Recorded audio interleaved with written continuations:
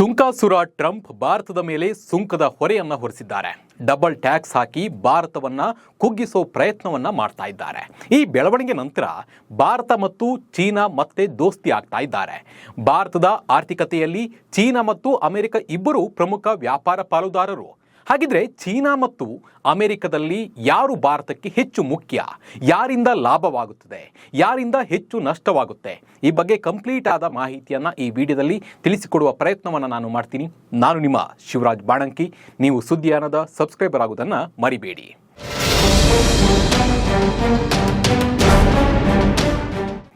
America ಮತ್ತು ಭಾರತದ ಸಂಬಂಧ ಸದ್ಯಕ್ಕೆ ಹಳಿಸಿ ಹೋಗಿದೆ. ಟ್ರಂಪ್ ಸುಂಕದ ಬರೆ ಎಳೆದ ಮೇಲೆ ಅನಿವಾರ್ಯವಾಗಿ ಭಾರತ ಚೀನಾ ಕಡೆ ಮತ್ತೆ ಮುಖ ಮಾಡಿದೆ. ಚೀನಾ ಜೊತೆ ಹೆಚ್ಚು ವ್ಯಾಪಾರ ಸಂಬಂಧ ಹೊಂದೋಕೆ ಭಾರತ ರೆಡಿ ಆಗ್ತಾ ಇದೆ. ಪ್ರಧಾನಿ ನರೇಂದ್ರ ಮೋದಿ ಅವರು ಚೀನಾಕ್ಕೆ ಭೇಟಿ ನೀಡಿದ ಮೇಲೆ ಈ ಬಗ್ಗೆ ಸಾಕಷ್ಟು ಚರ್ಚೆ ನಡೆಯುವಂತೆ ಆಗಿದೆ. ಅಮೆರಿಕದ ಸುಂಕ ನೀತಿಯ ಪರಿಣಾಮವಾಗಿ ಭಾರತದ ರಫ್ತುಗಳ ಮೇಲೆ ಬಿದ್ದ ಒತ್ತಡದ ಮಧ್ಯೆ ಚೀನಾದೊಂದಿಗೆ ನಮ್ಮ ವ್ಯಾಪಾರ ಸಂಬಂಧಗಳನ್ನು ಪುನಃ ರೂಪಿಸುವ ಅಗತ್ಯ ಹೆಚ್ಚಾಗಿದೆ. ಆದರೆ ನಮಗೆ ಚೀನಾ ಜೊತೆ ವ್ಯಾಪಾರ ಸಂಬಂಧ ಹೊಂದಿದ್ರೆ ಲಾಭನ ನಷ್ಟನ ಅನ್ನೋದನ್ನ ಮೊದಲು ನೋಡ್ಕೊಂಡು ಬರೋಣ ಬನ್ನಿ. ಭಾರತ ಚೀನಾ ವ್ಯಾಪಾರ ಲಾಭಕ್ಕಿಂತ ನಷ್ಟವೇ ಹೆಚ್ಚು. ಹೌದು, ಭಾರತ ಮತ್ತು ಚೀನಾ ನಡುವಿನ ವ್ಯಾಪಾರ ಸಂಬಂಧ ದೊಡ್ಡದಾಗಿದೆ, ಆದರೆ ಇದು ಸಮನಾಗಿಲ್ಲ. ಭಾರತ ಚೀನಾದಿಂದ ಹೆಚ್ಚಿನ ಸರಕುಗಳನ್ನು ಖರೀದಿ ಮಾಡುತ್ತೆ, ಆದರೆ ಮಾರಾಟ ಮಾಡ್ತಿರುವ ಪ್ರಮಾಣ ತುಂಬಾ ಕಡಿಮೆ.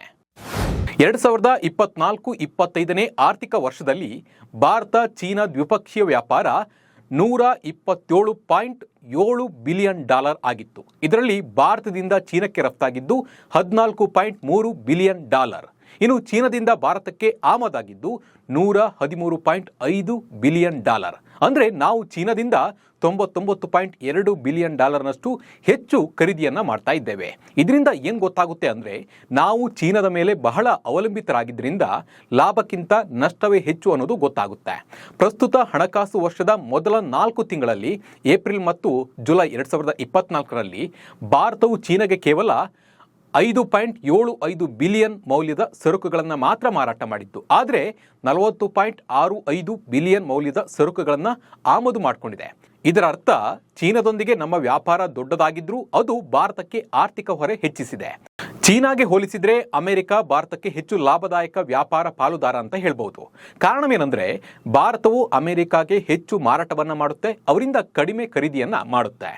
ಭಾರತ ಅಮೆರಿಕ ವ್ಯಾಪಾರ ಒಟ್ಟು $128.9 ಬಿಲಿಯನ್ ಆಗಿದೆ. ಇದರಲ್ಲಿ ಭಾರತದಿಂದ ಅಮೆರಿಕಗೆ $86.7 ಬಿಲಿಯನ್ ರಫ್ತಾದರೆ ಅಮೆರಿಕದಿಂದ ಭಾರತಕ್ಕೆ $42.2 ಬಿಲಿಯನ್ ಆಮದಾಗುತ್ತೆ. ಹೆಚ್ಚುವರಿ ವ್ಯಾಪಾರ $44.5 ಬಿಲಿಯನ್ ಆಗಿದೆ.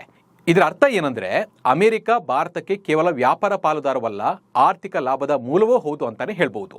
ಒಟ್ಟು ಸಂಖ್ಯೆಗಳ ದೃಷ್ಟಿಯಿಂದ ನೋಡಿದ್ರೆ ಚೀನಾ ಮತ್ತು ಅಮೆರಿಕ ಇಬ್ಬರು ಭಾರತದೊಂದಿಗೆ ಅತಿ ದೊಡ್ಡ ವ್ಯಾಪಾರ ಪಾಲುದಾರರು. ಆದರೆ ಲಾಭದ ದೃಷ್ಟಿಯಿಂದ ನೋಡಿದ್ರೆ ಅಮೆರಿಕ ಭಾರತಕ್ಕೆ ಹೆಚ್ಚು ಲಾಭದಾಯಕ ಅನ್ನೋದು ಸತ್ಯದ ಮಾತು. ಈ ಬಗ್ಗೆ ನಿಮ್ಮ ಅನಿಸಿಕೆ ಮತ್ತು ಅಭಿಪ್ರಾಯವನ್ನು ಕಮೆಂಟ್ ಮೂಲಕ ತಿಳಿಸಿ. ನಮಸ್ಕಾರ.